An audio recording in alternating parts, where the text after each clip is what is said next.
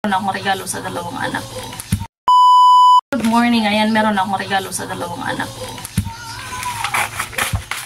Para matuto silang mag-save. So, ito ay binili ko buy one take one. 45 pesos.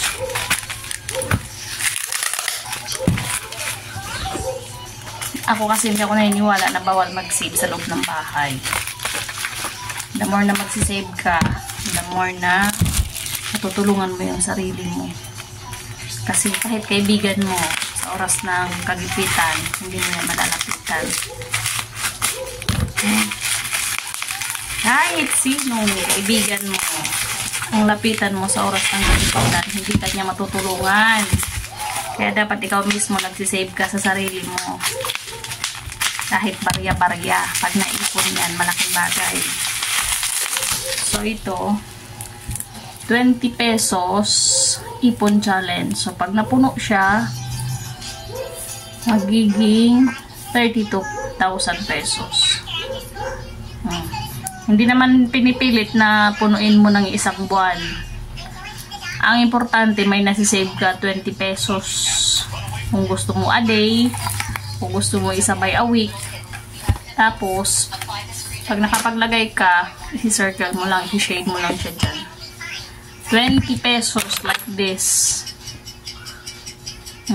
Kasi ang balak ko, bubuksan ko ng bank account yung dalawa. Bubuksan ko sila ng junior saver sa BDO. Pero may nakita ako na BPI apps. Ako nga, nag-open ako. So, paunti-unti, kahit hindi ka na pumunta sa bangko, hindi na kailangan ng ATM card. Pwede mo na siyang magamit, pambili. Basta mayroong QR code. Pwede mo yung gamitin pambayad. Kasi pwede mo naman siya i-send through GCash. So, yung anak ko, si Kevin, gagawan ko din siya ng account doon sa BPI kasi meron naman siyang ID. At ito, ibibigay ko sa kanya.